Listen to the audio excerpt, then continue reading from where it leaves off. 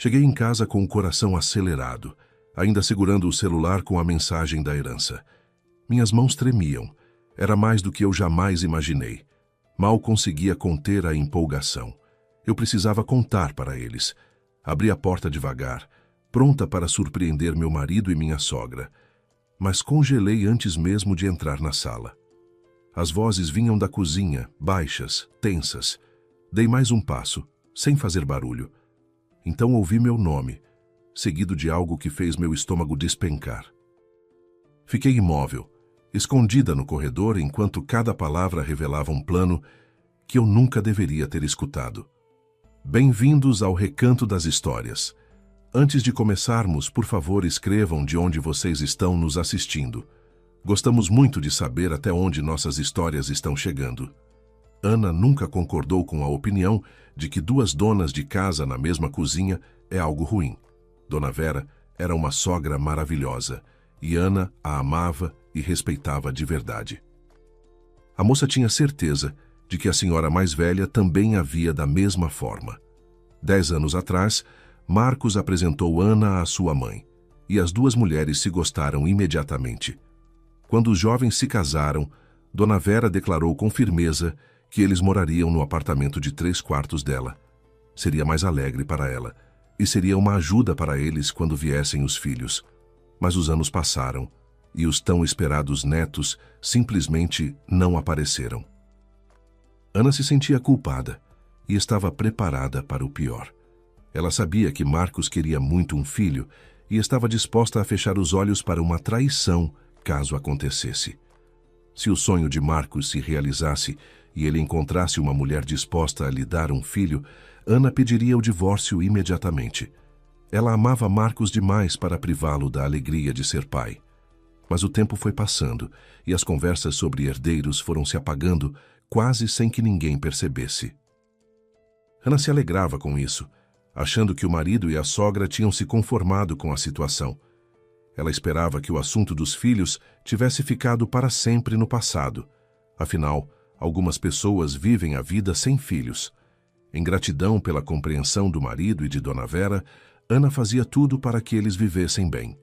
Ela se empenhava ao máximo para tornar a vida deles fácil e feliz, e conseguia. Ela tomou para si todas as tarefas domésticas. Dona Vera comandava apenas a cozinha. A família unida nunca se entediava. No verão, os 3 costumavam ir juntos ao mar, e todo o inverno Ana encontrava clínicas de repouso para Dona Vera e a mandava para lá, para cuidar da saúde e se tratar. A senhora mais velha sofria de dores nas articulações. O relacionamento na família era surpreendentemente caloroso e cheio de confiança. Todas as questões importantes eram resolvidas juntos. Nunca brigavam, nem se magoavam. Um verdadeiro idílio. Ana não acreditava na própria felicidade. Não acreditava que isso fosse possível. Em 10 anos, ela só ouviu uma vez a sogra fazer um comentário negativo sobre ela. Foi no verão anterior. Naquela noite, Ana voltava do trabalho e avistou de longe a sogra. Ela estava sentada num banco perto da entrada do prédio, conversando com alguém pelo telefone. Quando a moça se aproximou, chegou até ela a voz forte de Dona Vera. "Boa nora eu tenho", dizia alegremente a sogra para uma amiga. "Mas é uma flor estéril, todo esse tempo e não nos deu ninguém. Agora já não vai dar mesmo. Meu Marquinho errou na escolha, errou muito. Mas ele diz que a ama e eu nunca vou contra meu filho." Ana se escondeu nos arbustos atrás da sogra, esperou que ela mudasse de assunto e só então se mostrou. Ouvir aquilo foi triste e doloroso, mas era a verdade, então ela simplesmente engoliu a mágoa. Já havia se passado 1 ano e as palavras que a feriram iam aos poucos se apagando da memória. Chegou o verão, e a família escolhia para qual destino ir naquele ano. Dona Vera se acomodou na poltrona confortável da sala. Ela espalhou na mesinha à sua frente folhetos de cruzeiros fluviais e sorriu de forma sonhadora para a nora. "Ana, e se tentarmos um cruzeiro? Nunca naveguei por rios nem por mares. Se gostar, no ano que vem podemos juntar mais dinheiro e embarcar num grande navio pelo oceano." Ana riu alegremente. A ideia da sogra lhe agradou. Ela mal ia responder quando seu telefone tocou. Do outro lado da linha veio uma voz masculina desconhecida, bem articulada. Ribeiro Ana Cristina, respondeu ela, surpresa. Fui Ribeiro há 10 anos. Agora sou Souza, pelo sobrenome do marido. O que o senhor deseja? A sogra largou os folhetos e prestou atenção com curiosidade na conversa da nora. Uma pessoa quer muito falar com a senhora, disse o desconhecido. Ribeiro Pedro Paulo. A senhora se lembra de quem é? Oh, sim. Ana se lembrava muito bem desse homem, embora o tivesse visto por não mais de 2 minutos em toda a sua vida. Mesmo assim, aquele encontro ela guardava da primeira à última palavra. Lembro, respondeu ela friamente. E o que Pedro Paulo quer de mim? Ele mesmo vai explicar, disse o homem com calma. Agora vou passar o telefone para ele. Ana não queria falar com aquela pessoa.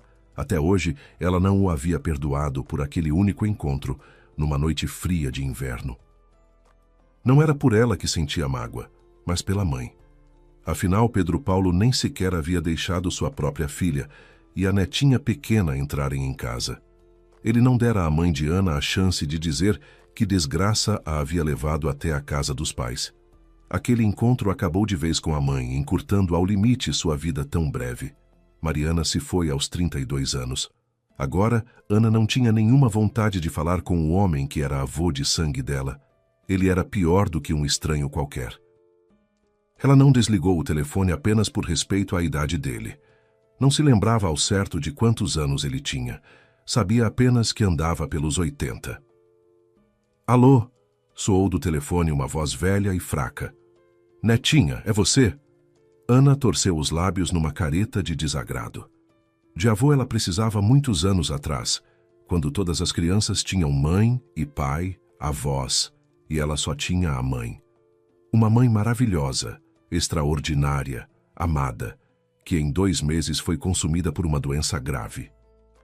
Estou ouvindo, respondeu Ana friamente. Pela voz do velho, ela percebeu que ele estava fraco e pensou que talvez estivesse gravemente doente, mas, estranhamente, o coração não se abrandou de pena por aquele parente. Ele não havia sentido pena delas e da mãe tantos anos atrás. Por que ela deveria sentir pena dele? Ana, sou seu avô Pedro, apresentou-se o velho. Ela sentiu que ele sorria ao dizer isso. Entendi, respondeu ela friamente. O que o senhor quer, Pedro Paulo? Ela não conseguia chamá-lo de vovô, a língua não obedecia. De propósito, o chamou pelo nome completo, para que ele entendesse. Ela não tinha a menor intenção de se aproximar como parente, e de qualquer forma, não precisava de família que tinha rejeitado a sua mãe. Tenho um assunto para conversar com você, netinha, disse o velho com a voz um pouco mais firme. Precisamos conversar, mas não pelo telefone. Quero te contar algo muito importante. Venha me visitar. Ana bufou pensando no que responder ao velho sem magoá-lo demais, mas também sem lhe dar qualquer esperança de reconciliação. Antes que ela abrisse a boca, o velho quase gritou no telefone. Sua mãe gostaria de ouvir isso, mas eu só fiquei sabendo há pouco que ela não está mais neste mundo. Na voz trêmula do velho soou um arrependimento genuíno. Pensei que ela ainda era jovem, afinal devia ter uns 50 e poucos anos agora. E descobri que ela já se foi há muito tempo. Venha por causa da sua mãe, não por mim. O velho acertou em cheio.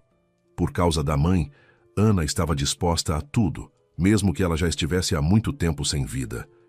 A mãe era a única pessoa que a havia amado e cuidado de verdade da pequena Ana. A mãe lhe ensinara o mais importante, amar a vida e nunca desistir. Todo ano, no dia de finados, Ana ia até aquela cidadezinha no interior onde sua mamãe estava enterrada. Naquele ano também já tinha visitado o túmulo querido. Se fosse até o avô, teria o que contar para a mãe na próxima viagem. Se for por causa da mãe, então irei, prometeu Ana com firmeza. Agora o Fábio vai te mandar o endereço, disse o velho, com a voz mais forte de alegria. Mas venha logo, estou mal, e preciso ter tempo para te dizer algo muito importante. Se não me encontrar, fale com o Fábio, ele é meu advogado. Irei em breve, prometeu Ana e se despediu. Ela se levantou da poltrona e foi até a janela. Era preciso colocar os pensamentos e a alma em ordem. Ana não imaginava que as lembranças dos avós de sua mãe seriam tão pesadas e desagradáveis para ela. O telefone deu um aviso. Era uma mensagem com o endereço do avô. Aquele endereço ela conhecia muito bem. Era para lá que elas tinham ido de táxi com a mãe, numa noite fria de inverno, 22 anos atrás. E foi de lá que o mesmo táxi as havia levado 5 minutos após a chegada. A mãe, como se pressentisse que a conversa com os pais não aconteceria, pediu ao taxista que esperasse uns 15 minutos, e bastaram 5. Ana calculou que a viagem até a casa do avô no interior levaria cerca de um dia inteiro. Na manhã seguinte, ela pediria folga no trabalho e iria até ele. Dona Vera olhava para a nora e percebia que ela estava abalada pela conversa que havia acabado de ter. Ana, não entendi nada. Com quem você estava falando? Foi uma conversa desagradável. Você está com a cara branca. A moça sentiu que precisava desabafar. Ela nunca havia contado ao marido e à sogra sobre a própria família. Não queria que sentissem pena dela. Tudo havia acontecido 28 anos atrás. Ana tinha 1 ano e meio. Junto com a mãe alegre e bonita, que se chamava Mariana, e o pai, eles moravam numa cidadezinha no interior, num apartamento de 2 quartos pertencente ao pai. O homem viajava muito a trabalho. Em uma dessas viagens, conheceu uma agradável dona de agência de turismo, moradora da capital, não tão jovem, mas bastante abastada. Por essa mulher e pelo seu negócio sólido, ele estava disposto a tudo, inclusive a abandonar a sua companheira com uma filha de 1 ano e meio. E para não passar vergonha diante da nova escolhida, para mostrar que também tinha dinheiro, expulsou Mariana com a filha e vendeu o apartamento que lhe pertencia. Depois disso, Ana nunca mais soube nada sobre o pai. Já a mãe precisou imediatamente arranjar um trabalho que oferecesse moradia. Foi assim que ela se tornou faxineira numa UBS da cidade, onde conseguiu um pequeno quarto no alojamento dos funcionários. Mariana tinha parentes, pai, mãe e um irmão. Mas o irmão não podia ajudá-la. Ele mesmo precisava de ajuda, pois estava apenas no 2º ano da faculdade. Com a compreensão dos pais, Mariana também não podia contar. Quando ela os apresentou ao namorado, o pai severo disse logo que se ela se envolvesse com aquele homem, jamais cruzaria a soleira da casa dos pais. O pretendente lhe parecia irresponsável e leviano demais. Contra tudo isso, Mariana escolheu o amor. Pouco depois, percebeu que o pai havia tido razão. O homem nunca se casou com ela. Simplesmente moraram juntos. E depois que esse homem irresponsável a abandonou com a filha, Mariana e Ana viveram por 6 longos anos naquele quartinho de alojamento. De dia, a mãe trabalhava como faxineira na UBS e de madrugada, antes do trabalho, quando a maioria das pessoas ainda dormia, ela ia limpar as escadarias de 2 prédios vizinhos. Pagavam uma miséria nos 2 lugares, mas Mariana só podia contar consigo mesma. Quando Ana completou 8 anos, na mesma UBS onde a mãe limpava o chão durante um exame médico de rotina, comunicaram a ela uma notícia terrível. Suspeitava-se de um tumor. Mariana foi rapidamente encaminhada para exames e recebeu o diagnóstico: oncologia de curso rápido. Mariana era uma pessoa forte e suportou o golpe. A única coisa que mais temia no mundo era deixar a filha desamparada. Por isso, engolindo o orgulho, viajou até a casa dos pais no interior para pedir ajuda. Queria pedir que ficassem com a menina quando a doença a vencesse e a filhinha ficasse completamente sozinha. Ana se lembrava muito bem de como elas chegaram de táxi até o interior com a mãe. Era quase 1h da manhã. A mãe pediu ao motorista que esperasse uns 15 a 20 minutos. Disse que talvez fossem embora logo. Ela mesma pegou pela mão a filha sonolenta, ainda no 2º ano escolar, e bateu na porta da casa dos pais. Ana sentia que a mãe estava muito nervosa, mas ela segurava com força a mãozinha da filha e nem ouvia o que a menina lhe dizia. Quando a porta se abriu, Ana viu o avô na soleira. Era um homem grande, quase 2 metros, forte e nem tão velho assim. — Mari, é você? — perguntou o pai com impaciência. O que veio fazer aqui? Tínhamos um combinado. Você escolheu o homem, então vá embora para ele. Ai, pai, preciso conversar, pediu Mariana com a voz embargada, tentando passar pelo pai e entrar na casa. Mas ele abriu bem as pernas e estendeu os braços, ocupando toda a largura da porta, e disse com severidade: O que veio me contar? Que seu homem anda por aí com outras mulheres, eu te avisei. Estava escrito na cara dele que era mulherengo. Não acreditou no pai. Agora aguente. Eu e sua mãe estamos magoados com você. Não precisamos de uma filha tão desobediente. Acabou. E bem diante do nariz da filha e da netinha, o avô bateu a porta. Ana olhava para a mãe desconcertada, enquanto ela ficou parada, como estaca, no alpendre da casa dos pais, sem saber o que fazer. Ana puxou a mãe de volta para o táxi que as esperava. Conversaram? Perguntou em voz baixa o motorista mais velho mal elas se acomodaram. Ele não havia ouvido a conversa, mas viu tudo. Sem precisar de palavras, ficou claro que naquela casa ninguém esperava as visitas. Nem as tinham convidado a entrar. Não se preocupe, filha, vocês vão fazer as pazes. Tentou o homem suavizar a situação, olhando para Mariana, que chorava em silêncio. As pessoas sempre se perdoam, mais cedo ou mais tarde. A vida é tão curta, não se deve desperdiçá-la em mágoas. Na próxima vez que vier, vocês fazem as pazes. Pode acreditar em mim. O motorista não sabia.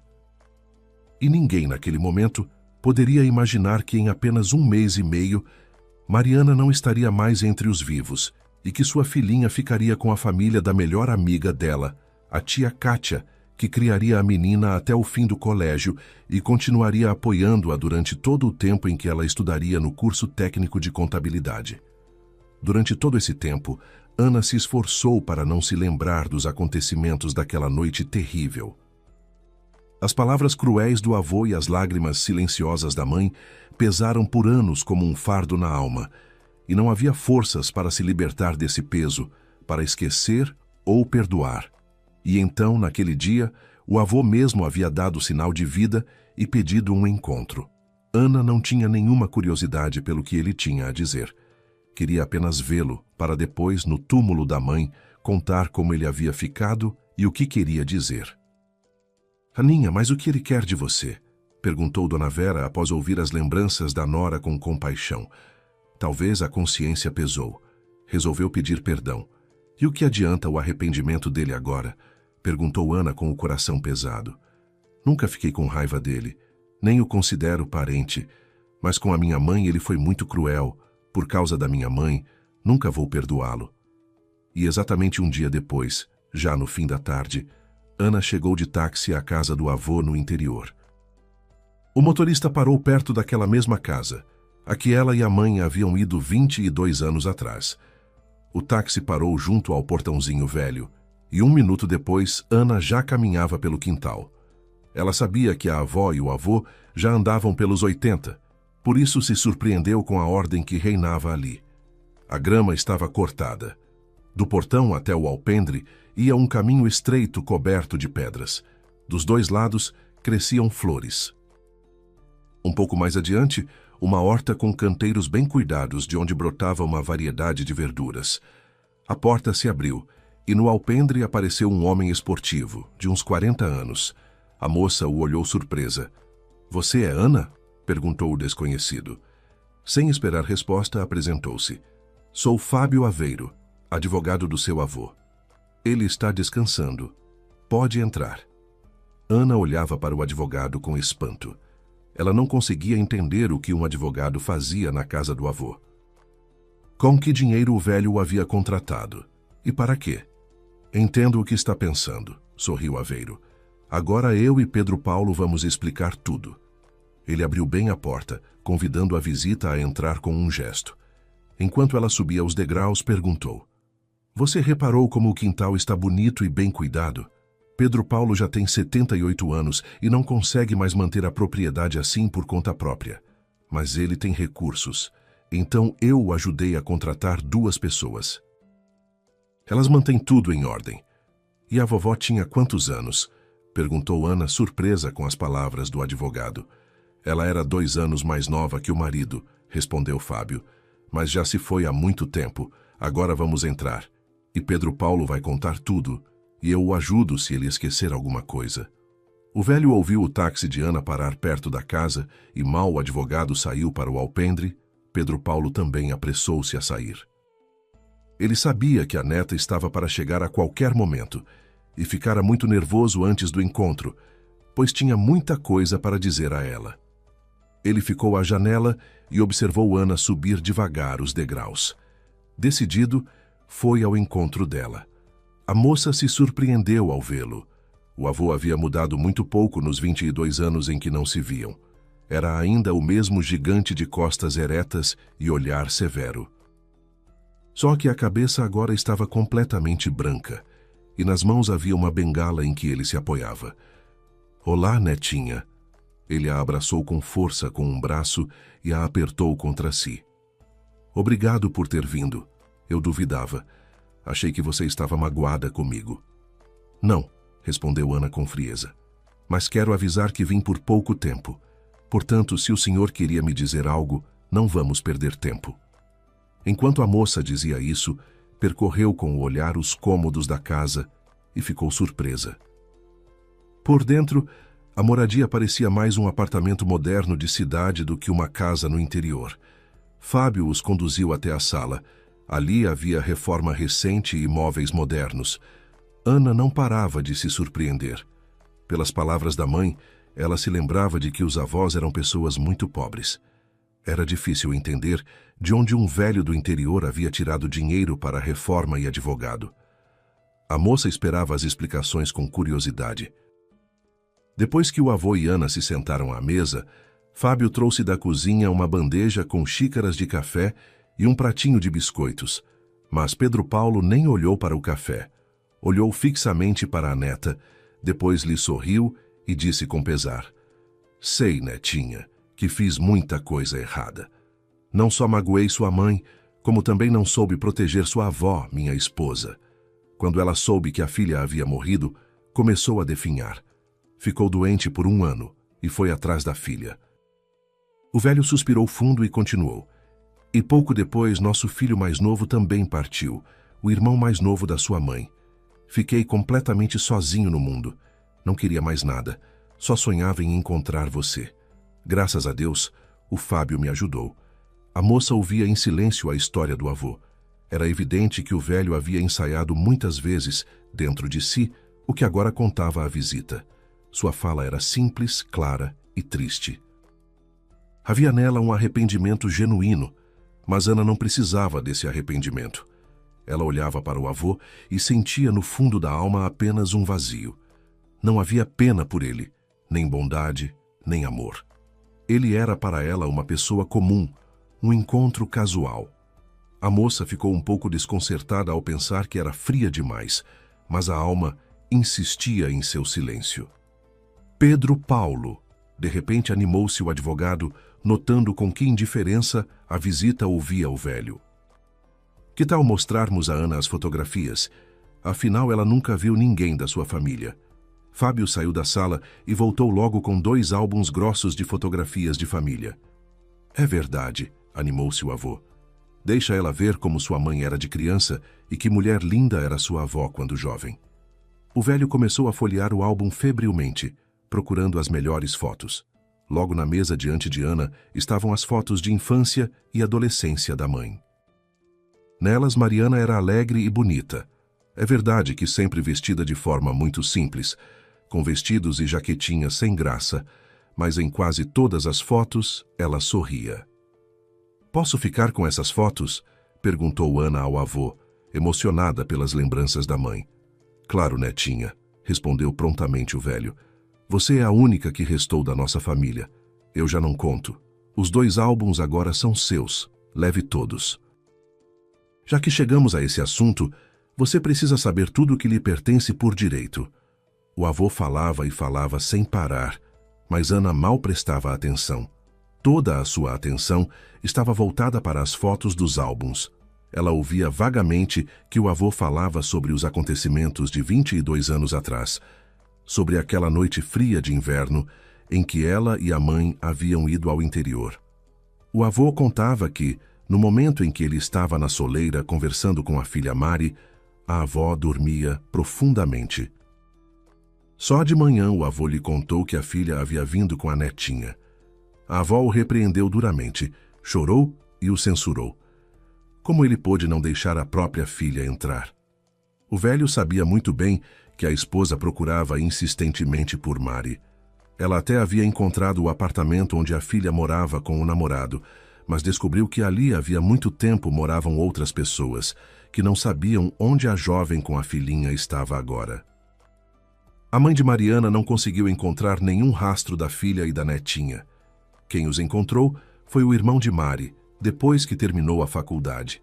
Ele se tornou um empresário de sucesso e conseguiu contratar um detetive que foi juntando fragmentos de informação para descobrir onde procurar a mulher e a menina. O detetive encontrou o alojamento em que ela morava depois de se separar do namorado irresponsável.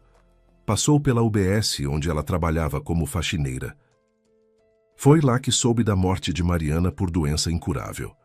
Na UBS, contaram também que a Ana, então com 8 anos, havia sido levada pela amiga Kátia depois da morte da mãe. Ela formalizou a tutela da menina. Já o rastro de Kátia, o detetive não conseguiu encontrar. Ele só conseguiu apurar que 1 ano após assumir a tutela, Kátia se divorciou do marido, voltou ao sobrenome de solteira, levou Ana e foi para a capital. Ali, os rastros se perderam. "Procuramos por você, netinha", disse o avô com vergonha. "Nenhum de seus parentes, nem a avó, nem o seu tio, jamais viraram as costas para você e sua mãe. A culpa foi só minha. Fui eu que proibi todos de pronunciar o nome de Mari em casa. Estava muito irritado com ela. Ela era uma moça linda. Os rapazes bons e confiáveis se interessavam por ela. Ela escolheu aquele metido à besta da capital." O advogado notou que a face de Ana se fechou e se apressou a mudar de assunto. "Tana", disse ele com firmeza, "Pedro Paulo está cansado, vamos deixá-lo descansar. O que ele ainda não contou, eu explico rapidinho." O velho obedientemente se levantou e foi para o seu quarto. Ana aguardava o que Fábio lhe diria. O advogado confessou que estava surpreso com a agitação de Pedro Paulo ao rever a neta. Normalmente, ele era calado e severo, e naquele dia havia falado sem parar. "Perdoe-o, Ana", disse Fábio, olhando nos olhos da visita com seriedade. Ele pagou um preço muito alto pela sua decisão de afastar a filha. Ficou falando de tudo aqui, mas o mais importante esqueceu de mencionar de tanto nervoso. O advogado contou que assim que descobriram onde Mariana estava enterrada, o avô passou a ir regularmente ao cemitério visitar a filha. Ficava sentado longamente ao lado do túmulo, chorava, pedia perdão. E agora queria muito colocar para ela uma lápide bonita e caprichada. Os artistas já haviam feito um esboço do monumento, mas ele não se decidia a encomendar sem a aprovação de Ana. Esperava que cedo ou tarde a encontraria. Fábio disse que no dia seguinte estava planejada uma visita ao cemitério onde estavam a avó, o tio e a mãe de Ana. Convidou-a a se juntar. Ana aceitou de bom grado. A moça admitiu para si mesma que não sentia raiva da avó nem do tio. Ao contrário, sentia carinho e gratidão por terem amado, lembrado e procurado ela e a mãe. "Não entendi." Aproveitou um momento oportuno para perguntar a Ana. "Você mora aqui com Pedro Paulo?" Fábio Aveiro sorriu e respondeu. "Fui amigo do seu tio. Trabalhava como advogado na empresa dele. Ele tinha uns 30 anos quando fez o testamento. Viajava muito a trabalho. Praticava esportes de risco. Tinha medo de que algo pudesse lhe acontecer. Aos 38, ele morreu num acidente. Desde então, eu tomo conta dos seus assuntos. Ele me pediu que, se acontecesse algo, eu não abandonasse o velho. E eu cumpro o pedido dele." O advogado explicou que havia vindo até ali apenas provisoriamente. Assim que soube onde Ana morava, veio imediatamente com a notícia para Pedro Paulo. O velho ficou muito feliz e exigiu que Fábio ligasse para a neta de imediato. Foi quando Ana ouviu pela primeira vez a voz do avô pelo telefone. Fábio explicou detalhadamente que, no restante do tempo, 2 pessoas cuidavam de Pedro Paulo. Na manhã seguinte, elas deveriam chegar.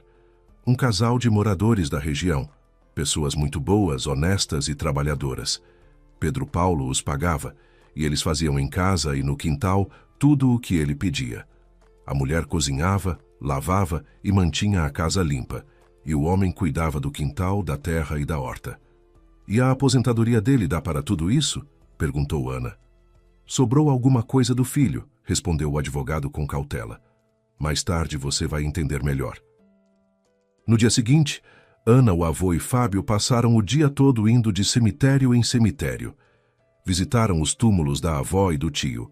Depois foram até a cidadezinha no interior onde Mariana estava enterrada. Ana gostou muito do esboço do monumento que o avô pretendia colocar no túmulo da mãe. É verdade que parecia bastante suntuoso, mas a figurinha feminina era muito parecida com a mãe e era comovente até as lágrimas. Ana aprovou a ideia do avô.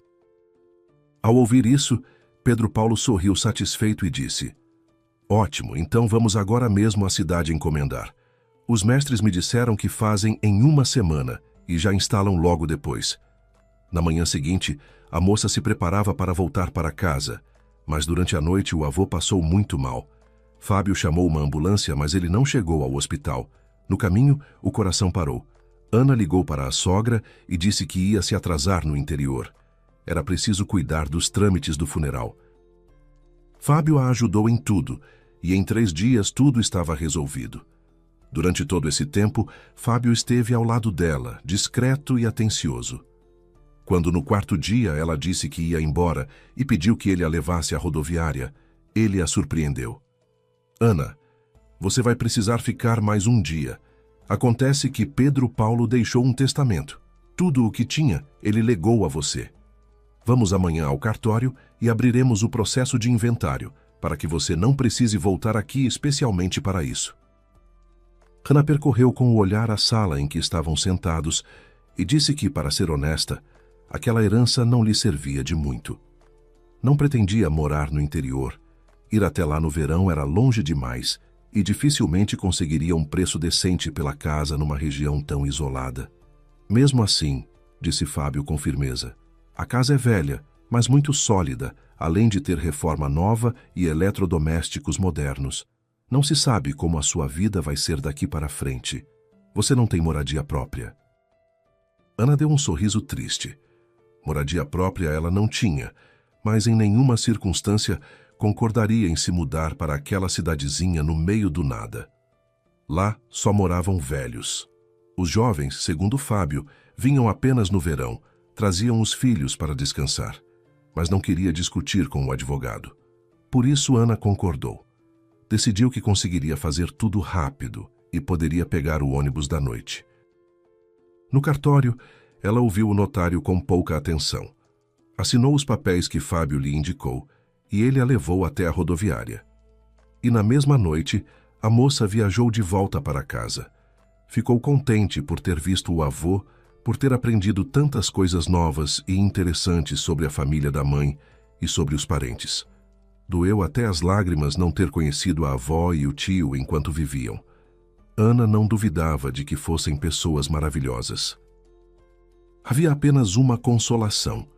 Apesar de o destino não ter sido tão generoso com ela, nesta vida ela não estava sozinha. Tinha o marido Marcos e a maravilhosa sogra que a esperavam e sentiam sua falta. Dona Vera ficou feliz que Ana voltou bem disposta. A senhora mais velha havia se preocupado com a nora, com medo de que o encontro com o avô e o funeral seguinte pudessem a abater. Mas ao que parecia, a nora havia sido recebida com bastante calor, e a partida do velho Ana recebeu com tranquilidade. A vida voltou rapidamente ao seu curso. O verão acabou, depois o outono, e o ano novo se aproximava. Ultimamente, Ana não gostava de chegar em casa antes de Marcos. Quando ele estava, tudo era tranquilo, mas se ele se atrasava no trabalho, Dona Vera invariavelmente puxava conversa sobre finanças. A jovem mulher não conseguia entender para quê. Isso durou quase todo o mês de dezembro. Naquele dia não foi diferente. Ana mal saiu do chuveiro quando a sogra a chamou à cozinha para jantar e, pondo à sua frente um prato de pastéis, perguntou com impaciência: Aninha, então você já começou a reunir os documentos para pedir o financiamento imobiliário? Os olhos escuros da sogra tinham um olhar insolitamente exigente e severo. Ana sentia que algo estava acontecendo, mas a sogra de jeito nenhum queria explicar para que era necessário o financiamento. Afinal, elas moravam num apartamento de 3 quartos, havia espaço suficiente. E de repente caiu a ficha. Dona Vera, me diga com sinceridade, sorriu maliciosamente a moça. Você vai se casar. Era a única explicação que lhe ocorreu. Se Dona Vera pretendia se casar e o pretendente não tinha moradia, a questão do financiamento fazia todo sentido. A sogra tinha 65 anos. Era atraente, interessante no trato, possuía uma capacidade incrível de conquistar qualquer interlocutor e tinha um bom temperamento. Por isso, Dona Vera, muito bem, poderia ter encantado algum homem solitário e cultivado. Mas a sogra não se apressou a responder à pergunta simples da nora. Seu rosto ficou assustadoramente fechado, e ela disse com um tom exigente: Ana, você sempre confiou em mim. Não entendo o que mudou. Para que perguntas desnecessárias? Se eu digo que precisamos do financiamento imobiliário, então é preciso pegá-lo. Ana ficou muito surpresa. Ela não conseguia entender para que isso servia à família. A recusa obstinada da sogra em explicar a situação deixou a jovem ainda mais preocupada. Afinal, normalmente todas as questões eram resolvidas em família. Mas por que desta vez tudo estava tão nebuloso? Marcos também não parecia disposto a lhe explicar nada. Para não irritar a sogra, Ana respondeu com calma: Dona Vera, hoje é quarta-feira. Prometo que até a sexta-feira da semana que vem vou verificar o que é possível e lhe dou a resposta definitiva. Financiamento imobiliário não é uma coisa rápida. Precisa correr nos bancos, conhecer as condições. Mas antes do ano novo já vamos saber de tudo. Ainda bem, sorriu satisfeita Dona Vera, e o rosto dela imediatamente floresceu num sorriso gentil. Já Ana sentiu crescer na alma um pressentimento ruim. Não apenas ruim, algo assustador, apavorante, como se um furacão estivesse prestes a desabar sobre ela, varrendo tudo em seu caminho. Surgiu a sensação de catástrofe, de algo completamente inesperado, mas já se aproximando. E na manhã seguinte, ela recebeu uma ligação. Era o advogado do avô Fábio Aveiro. Ele disse que os documentos para a entrada no inventário estavam prontos. Ela precisava ir buscar. Se ela precisasse de orientação sobre o que fazer com a herança, ele estava pronto para consultá-la detalhadamente. As últimas palavras fizeram a moça rir. Parecia que ela mesma não iria saber o que fazer com uma casinha no interior, mas ainda assim resolveu verificar pessoalmente quanto poderia conseguir por ela. Afinal, se fosse preciso pegar o financiamento que a sogra tanto insistia, qualquer valor pela casa seria bem-vindo. Assim poderia diminuir o valor a ser financiado. Ana não gostava de deixar assuntos para depois, então prometeu a Fábio que sairia em poucos dias. Ela queria resolver logo a questão da herança para se concentrar completamente no problema que realmente a preocupava. Era preciso entender a exigência da sogra de pegar um financiamento imobiliário. Afinal, até Marcos se recusava a explicar à esposa para que precisavam daquele crédito. 2 dias depois, Fábio a esperava na rodoviária, mas em vez de levá-la à casa do interior que havia ficado do avô, ele levou a moça para a cidade. Quando o carro entrou na estrada, Fábio lhe passou uma pasta fina e disse: Enquanto vamos, leia muito atentamente esse documento. Lá está listado tudo o que você recebeu de herança do avô. Ana tirou da pasta o papel timbrado do cartório e começou a ler. Mas quanto mais lia, menos acreditava no que estava escrito. Do teor do documento, constava que ela havia herdado do avô não apenas a velha casa, com o terreno no interior, mas também um edifício comercial no centro da cidade que havia pertencido ao tio e que, após a sua morte, passara para o avô. Além disso, o documento mencionava 2 apartamentos comprados pelo tio em seu próprio nome. Mas a parte mais valiosa da herança era o negócio do tio. Descobriu-se que ele possuía na cidade e na rodovia 5 postos de combustível. O último item na lista de bens herdados era uma conta bancária com um saldo bastante expressivo. Quando Ana terminou a leitura, Fábio perguntou: "Ficou tudo claro?" Quando seu tio faleceu, o único herdeiro era o seu avô. Ele entrou no inventário, mas não tinha como tocar no negócio. Todos os assuntos por procuração eu geri até hoje. Agora você vai precisar decidir quem vai cuidar do negócio. O que fazer com o edifício comercial, com os 2 apartamentos e com a casa no interior. Hannah foi pega de surpresa. Ela nem podia imaginar que uma fortuna assim poderia cair no seu colo.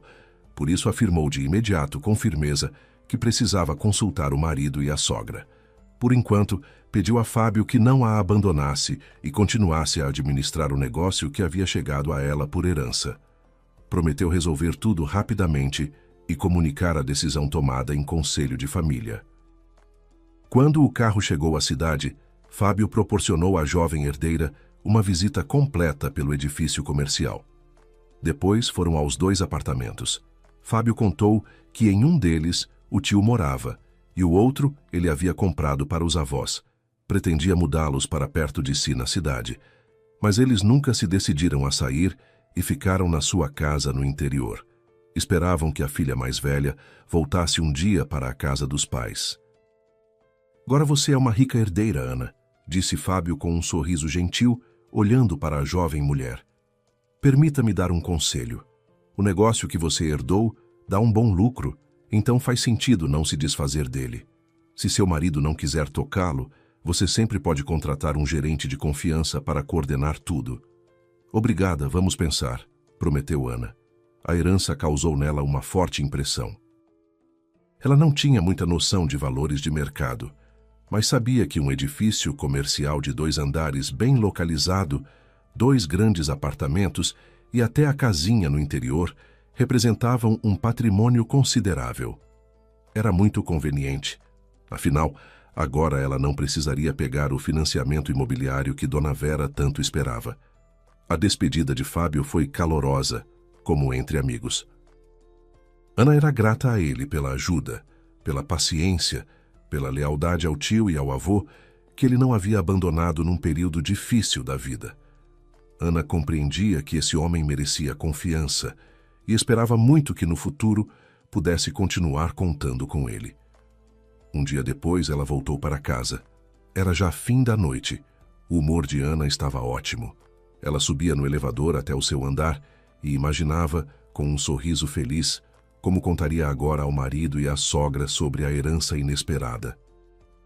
Não duvidava nem por um segundo de que Dona Vera ficaria imensamente feliz por ela.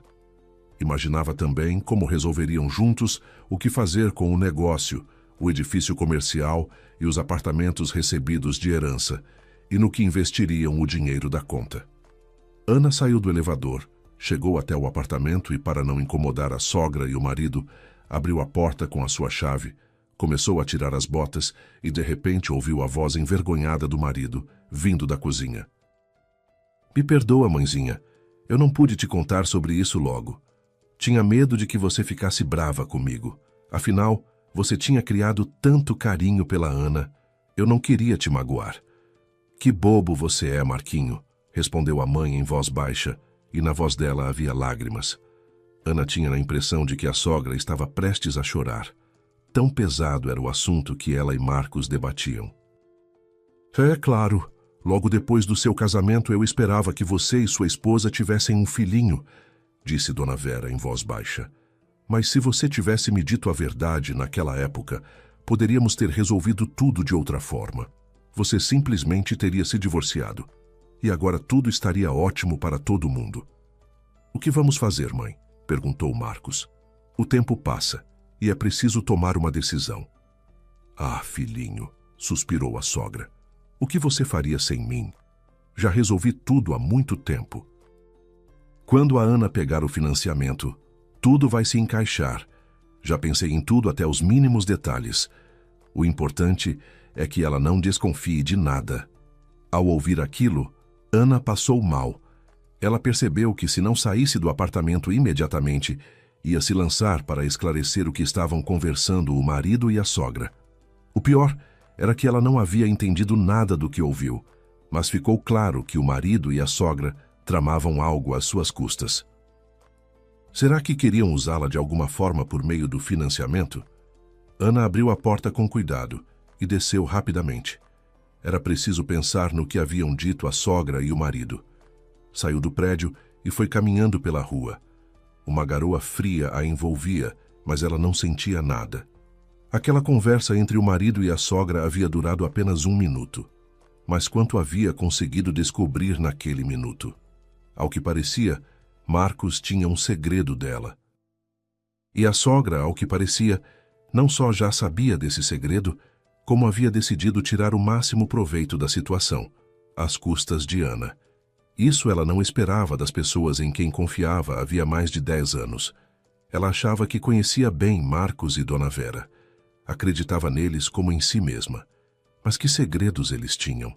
Ana ficou caminhando pela rua até tomar uma decisão. Ela faria de conta que não havia ouvido nada e esperaria o que a sogra e o marido lhe contariam. A moça decidiu que não diria nada sobre a herança enquanto não tivesse plena clareza sobre os planos da sogra e do marido para o futuro. Subindo ao andar, a moça tocou a campainha. Quem abriu foi a sogra. Ana viu o sorriso gentil no rosto dela, ouviu palavras carinhosas. Aninha, que cansada você está, minha criança. Venha logo, entre, que mãos frias você tem. Você está andando sem luvas? A sogra começou a se afanar em torno da nora, ajudou a tirar o casaco, levou a bolsa para o quarto e saiu correndo para encher a banheira de água quente, dizendo que com um frio daquele não levava nada para pegar uma gripe. Tremendo depois da caminhada forçada, Ana foi até a cozinha. Lá, à mesa, estava sentado o taciturno Marcos. Ao ver a esposa, ele sorriu e disse que havia sentido sua falta. Mas que aquele havia sido um dia difícil para ele, que estava muito cansado. Pediu desculpas e foi para o quarto. Depois de se aquecer na banheira, Ana foi para a cozinha. Lá reinava a sogra. Vamos, senta à mesa. Sorriu amavelmente Dona Vera. Senti tanta sua falta. Acredita, me acostumei tanto a você sempre por perto, que sem você já não consigo, como se faltasse algo importante do lado. Sem você, sou como sem braços. Ela pronunciava essas palavras com tanta sinceridade que Ana não conseguia entender se a sogra estava dizendo a verdade ou mentindo. Aquela mulher que havia combinado um plano às suas costas era a mesma que agora a recebia com tanto carinho. Eu também senti sua falta, disse Ana com cansaço. Infelizmente, não tenho nenhuma novidade especialmente interessante. E vocês? O que aconteceu de novo aqui enquanto eu estava fora? Ai, Aninha, melhor se não tivesse acontecido nada. De repente, desabafou Dona Vera. Você se lembra do financiamento que precisamos pegar? Eu te disse que seriam 500 mil, pois o vendedor do apartamento malandro subiu o preço. Agora vai precisar ser 550 mil. Quando você pode me dizer com certeza se vão te emprestar isso ou não? Ana sorriu amargamente por dentro. Agora ficou claro por que a sogra havia sentido tanta falta dela. Precisava urgentemente de dinheiro para comprar o apartamento antes que o dono aumentasse o preço ainda mais. Sim, já fui atrás de informações, Dona Vera, respondeu a moça com calma. Por isso estou pronta para responder a todas as suas perguntas. E imediatamente fez uma contrapergunta. Você sabe que o apartamento fica registrado em nome de quem assina o contrato de financiamento? Claro, respondeu a sogra sorrindo. O que significa que vou ter que pegar o crédito no meu nome, confirmou Ana. Se for assim, não vou me limitar. Amanhã mesmo vou procurar um apartamento bom para mim e pedir o financiamento. Já me informei nos bancos. Com o meu salário de contadora-chefe, me disseram que consigo um crédito razoável. E agora que tenho patrimônio em meu nome, as chances são ainda melhores. Nossa, Aninha, assustou-se a sogra. Vai ter que comprometer boa parte do seu salário para pagar o crédito. E para viver com o que vamos ficar? Dona Vera, decida logo o que é mais importante para a senhora. Que eu pegue o financiamento ou que contribua com as despesas da casa, disse a moça, segurando a irritação. A senhora nem me disse para que precisa do apartamento financiado. Então decidi que vou cuidar de tudo sozinha, pegar o crédito e registrar o apartamento no meu nome, para que a senhora e o Marcos não tenham nenhum transtorno. Jamais Ana vira a sogra tão desconcertada. Pelo visto, ela esperava que a nora pusesse condições que resistisse ao crédito, e para essa reviravolta não estava absolutamente preparada. Ana estava desagradavelmente surpresa. Será que Dona Vera contava e continuaria contando com que Ana não só pagasse o crédito pelo apartamento, mas também arcasse com as despesas da casa? Pelo semblante de Dona Vera, ela desconfiava que a sogra não acreditava de todo em suas palavras. Mas Ana não estava brincando. A decisão havia chegado muito rápido. Ela entendia perfeitamente que seus dias naquela família estavam contados. Era preciso pensar em si mesma, no futuro, numa moradia própria. Por isso resolveu seriamente ir no dia seguinte escolher um apartamento na cidade, em algum empreendimento novo, e contratar o financiamento. Com o patrimônio que agora possuía, qualquer banco lhe daria o crédito sem maiores dificuldades. Na manhã seguinte, Ana foi ao trabalho e pediu 3 semanas de férias. Ela pressentia que grandes mudanças estavam a caminho e queria se preparar ao máximo para elas. Do trabalho foi direto escolher um apartamento. Um corretor de imóveis mostrou várias opções num empreendimento novo. Ana decidiu não economizar e escolheu um apartamento de 3 quartos com uma grande varanda e janelas panorâmicas. Fez algumas fotos e disse que estava pronta para dar um sinal e se preparar para a escritura, mas antes de assinar qualquer coisa, ligou para o Fábio. O advogado lhe deu um par de conselhos valiosos e aprovou a decisão de comprar um apartamento novo. Disse que, se necessário, era possível vender algum bem da herança para quitar parte do financiamento antecipadamente e reduzir os juros. À noite, Ana mostrava as fotos do apartamento escolhido para a sogra e o marido. "Que beleza, quanto custa?" perguntou Dona Vera, esfregando as mãos de alegria e com os olhos brilhando de entusiasmo. "Quase 1 milhão", respondeu a nora. Aliás, o banco informou que, como sou casada, o Marcos precisaria aparecer para assinar a anuência, já que o imóvel estaria no meu nome. Só que, nesse caso, se eu deixasse de pagar, o bem conjugal poderia ser atingido. "Nossa, Aninha", preocupou-se a sogra. "Não quero que os dois se metam numa dívida assim. Já me basta ter o coração partido por você." "Nesse caso", disse Ana, "a solução seria convertermos nosso regime de bens para a separação total, por escritura pública. Assim, cada um responde apenas pelo que é seu, e o Marcos não correria nenhum risco." "Isso sim faz sentido", concordou a sogra, aliviada. "Façam isso." No dia seguinte, Ana e o marido foram ao cartório e formalizaram a alteração do regime de bens para a separação total, conforme previsto em lei. A partir dali, cada um responderia apenas pelo próprio patrimônio, sem que as dívidas de um pudessem recair sobre o outro. Depois disso, Ana deu continuidade ao processo de financiamento. Uma semana havia se passado desde o retorno do interior. O crédito foi aprovado e ela aguardava que o corretor marcasse a data da escritura. Junto com isso, a sogra ia ficando cada dia mais gentil e radiante. Essa circunstância deixava Ana muito tensa. Ela não conseguia entender por que Dona Vera estava tão feliz, a mesma mulher que nas sombras planejava se instalar com os netos às custas da nora. Mas Ana aguardava, calada. A resposta veio de repente e deixou Ana atordoada. Naquela manhã, Marcos disse que foi para o trabalho, e Dona Vera saiu apressada para resolver uns assuntos, avisando que voltaria por volta das 3 da tarde.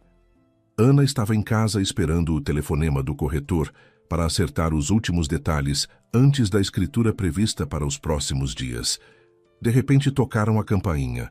Ana abriu a porta e viu na soleira um garotinho de uns 8 anos. "O que você quer?" perguntou ela, sorrindo para o pequeno visitante. "Na verdade, vim ver meu pai", respondeu o menino educadamente. "O vovô e a vovó estão em casa." Ana entendeu imediatamente que esse era o segredo que vinha tentando decifrar sem sucesso.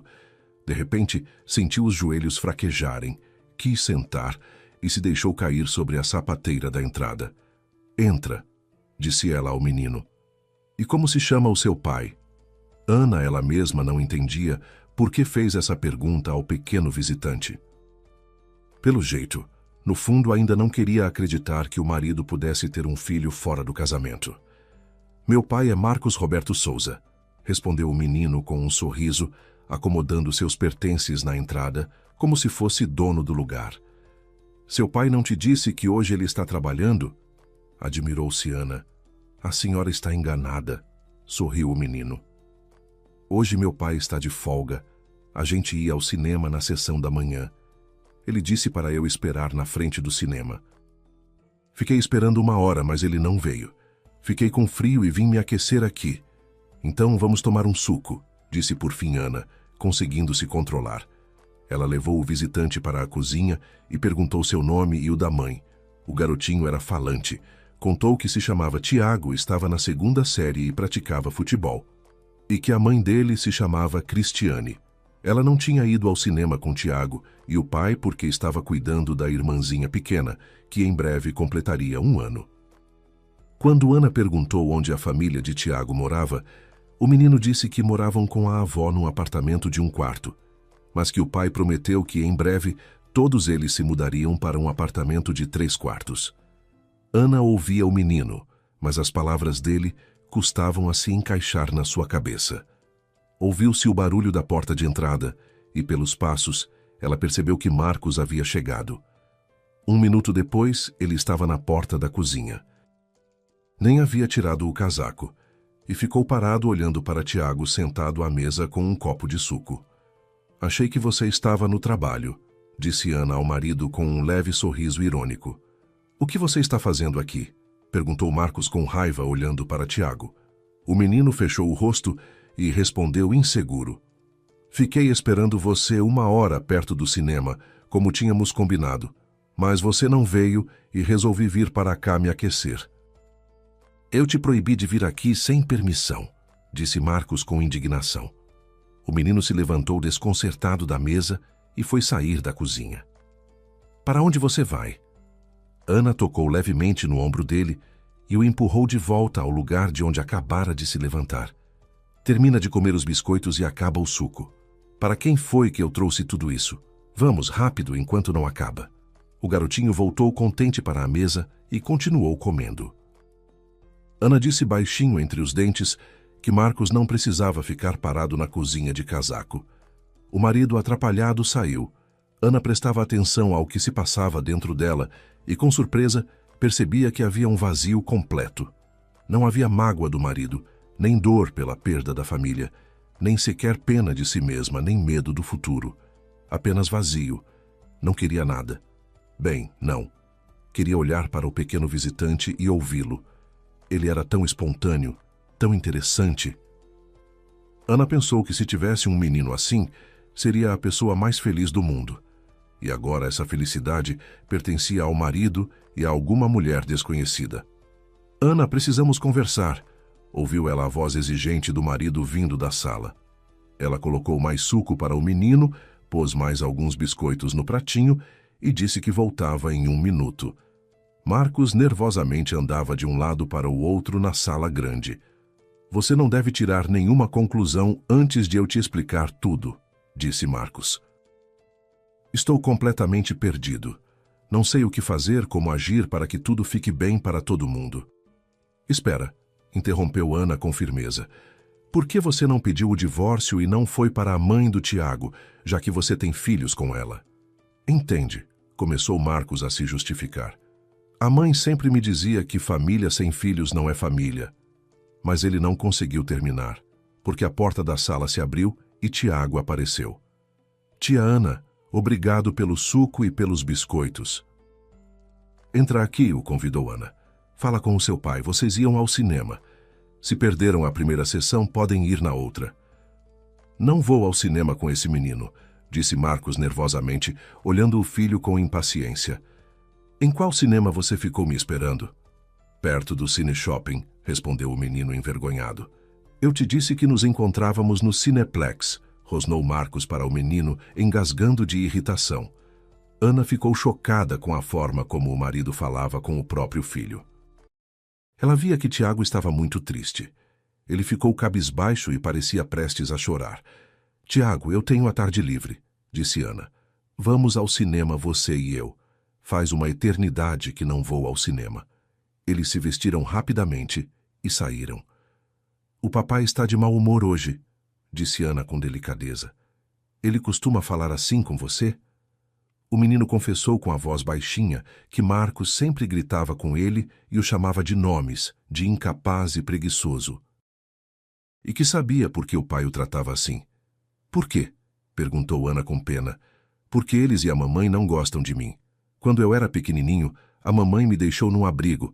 Aí, quando o papai ficou sabendo, obrigou a mamãe a me buscar. A mamãe não queria, mas o papai prometeu que ia se casar com ela e a gente ia morar todo junto.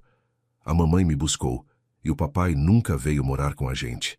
Agora os dois ficam bravos comigo o tempo todo. Ana ficou em silêncio por um instante. O único ponto claro era: aquele menino havia tocado um destino muito duro. Nem com a mãe nem com o pai encontrava acolhimento. Era difícil dizer qual dos dois genitores daquele menino maravilhoso era pior. Você é tão especial, disse Ana depois de ouvir a triste confissão da criança. Que pena que você não é meu filho. Como eu gostaria de ter um menino igualzinho a você. Tiago sorriu em silêncio para Ana. Ela também lhe tinha caído muito no coração, mas ele não se atreveu a dizer isso. Suspirou fundo e disse: ainda bem que pelo menos a irmãzinha a mamãe ama. Não grita com ela. Eu já me acostumei a ser chamado de nomes. Quando crescer, vou embora, já que ninguém precisa de mim.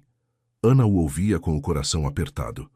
Deu a ele a oportunidade de falar tudo o que precisava, e depois explicou com carinho que os adultos às vezes ficam muito sobrecarregados e perdem o controle. Pediu a Tiago que tentasse não guardar aquilo dentro de si, que não era culpa dele.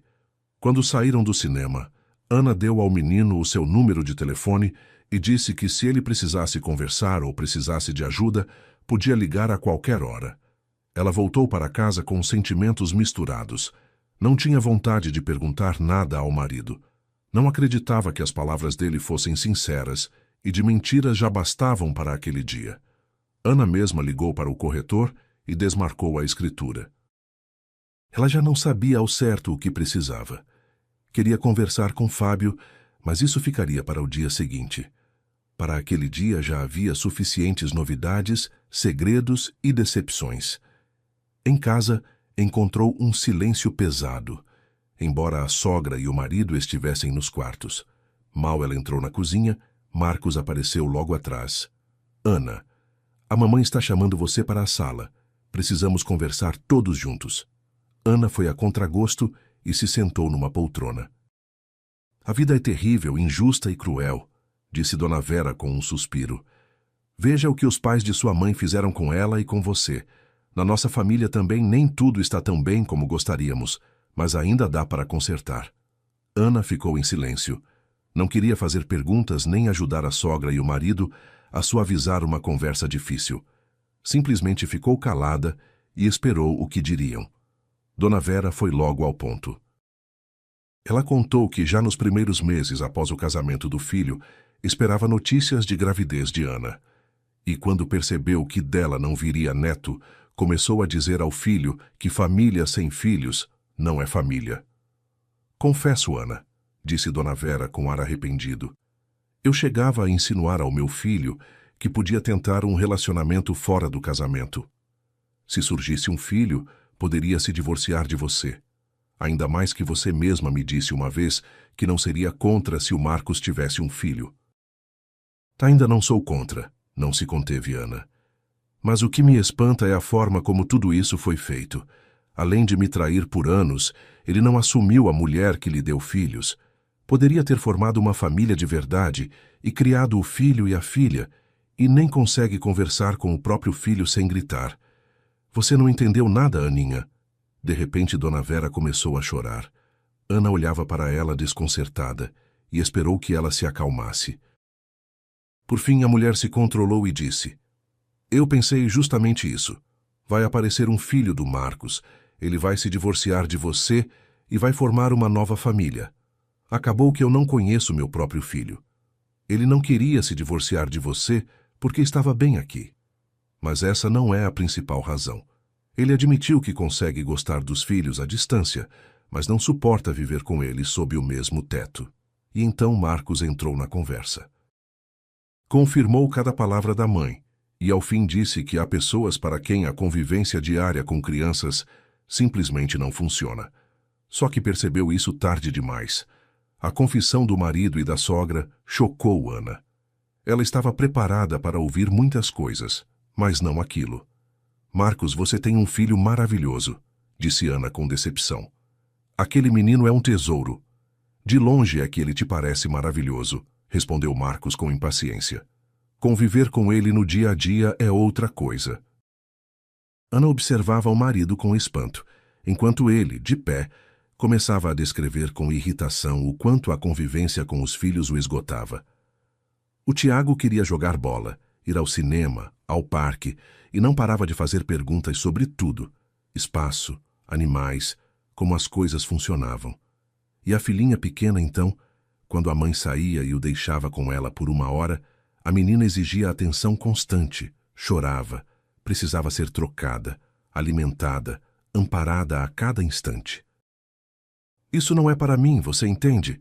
Disse ele a Ana com franqueza amarga. Mas eu estava conseguindo lidar com tudo, até que a Cristiane disse que ia te contar tudo. Marcos confessou que não queria uma reviravolta em casa, mas não sabia como conter a situação. Por isso, 1 mês atrás, contou tudo para a mãe, e ela elaborou o plano com o financiamento. Dona Vera havia pensado em tudo. Ana pegaria o crédito, ela e Marcos se mudariam para o apartamento financiado, e Dona Vera ficaria no apartamento de 3 quartos com os netos e a mãe deles. A Ana diria que havia sublocado 2 quartos para uma mãe solo com 2 filhos pequenos. Embora, para ser honesta, acrescentou a sogra, baixando a voz, os meninos também não me cativaram muito. A Cristiane quer até mandar o Tiago de volta para o abrigo. Diz que não consegue lidar com ele. Que não obedece, que dá muito trabalho. Aquilo Ana não conseguiu suportar. Mandar um filho para um abrigo com os pais vivos era algo que ela simplesmente não conseguia compreender. Ainda mais tratando-se de um menino como o Tiaguinho, curioso, educado, cheio de vida. Ana não conseguia mais ficar naquela sala, ouvindo aquelas pessoas que até aquele dia havia considerado boas e honestas. Sem dizer uma palavra, levantou-se, pegou o casaco na entrada, calçou os sapatos e saiu porta afora. Ela já sabia que não voltaria a morar naquele apartamento. Naquele mesmo dia, arrumaria as malas, mas por enquanto foi caminhar pela cidade para clarear a cabeça. Quanto mais andava, mais forte ficava um pensamento que não a largava. E o Tiago? Ia mesmo parar num abrigo? Era possível que aquelas pessoas fossem capazes de abandonar uma criança assim, de carne e sangue? O menino não saía da cabeça, e de forma completamente inesperada para si mesma, Ana discou o telefone de Fábio. Era bem tarde, e o advogado ficou surpreso com a ligação noturna. Ana contou a história de Tiago, o abrigo na infância, a indiferença dos pais, a ameaça de ser devolvido, e perguntou se havia alguma possibilidade real de ela assumir a guarda do menino, caso os pais concordassem e ele próprio quisesse. Fábio ouviu tudo com atenção e respondeu com cuidado. Ana, se os pais assinarem um termo de guarda voluntária em seu favor e o Tiago manifestar claramente que quer ficar com você, o processo tende a ser bem mais simples do que uma adoção tradicional. Com seu patrimônio atual, sua situação profissional e um imóvel em seu nome, você tem um perfil muito favorável junto à vara da infância. Não vai ser de um dia para o outro, mas é plenamente viável.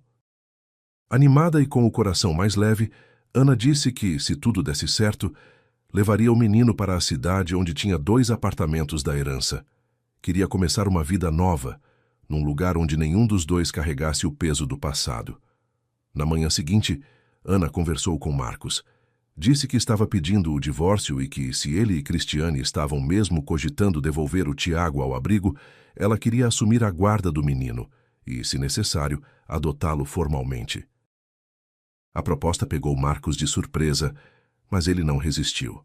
No fundo, sabia que Tiago estaria muito melhor com Ana do que em qualquer abrigo. E a Cristiane, quando soube, também aceitou sem hesitar, aliviada até. Antes de qualquer conversa definitiva com o menino, Ana quis ter certeza de que ele queria aquilo de verdade. Por isso, Marcos chamou o Tiago para um encontro.